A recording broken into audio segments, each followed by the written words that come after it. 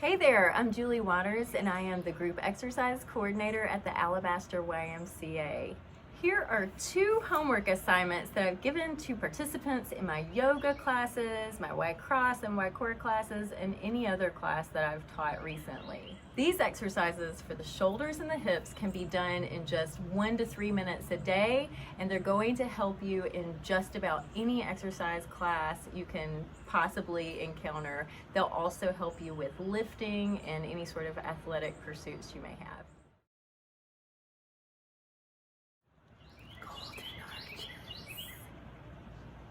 Imagine that you have a crayon sticking right outside of the shoulder like so, and you want to draw the image that I just showed you. You want to draw the letter M and keep repeating that.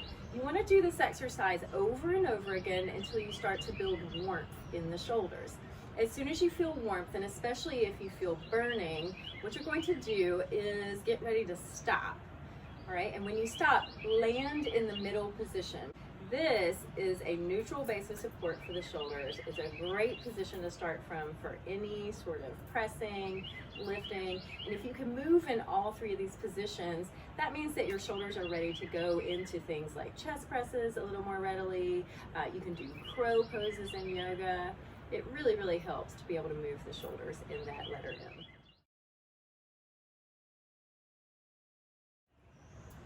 The second exercise that I like to assign for homework as a daily practice is for the hips. You don't need any equipment. However, I do recommend that you have a chair, a wall, or maybe a kitchen countertop that you can rest the fingers on.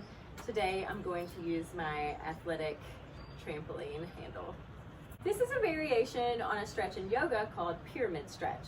What you'll do is come to standing and be able to touch the countertop. Stand up nice and tall, all right? And then what you're gonna do is take one leg from the standing position and reach it back behind you. From there, you're gonna roll onto the heel of the foot. If you have a prosthesis or can't feel your foot, what you wanna do is reach back and push through that prosthesis so that it is grounded into the floor and doesn't leave that position throughout the exercise. Same is true for the foot. Keep that foot in contact, keep it grounded throughout the exercise. From here, you'll find your hip creases. So these are inguinal folds right here. You can even put your fingers in them and push to encourage a really clean, crisp fold. It's ideal if you can keep your knee as straight as possible, but if this causes any major discomfort, you can add a slight bend in it. You'll stay here in this hinge and think in terms of straight lines. So you want your torso to make a nice clean line and both legs to make a nice clean line. Square your hips to the front so that both front pockets, if you were wearing jeans, would be aiming forward.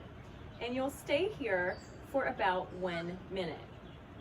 To enhance this stretch, you can reach back through the hip creases, so press back.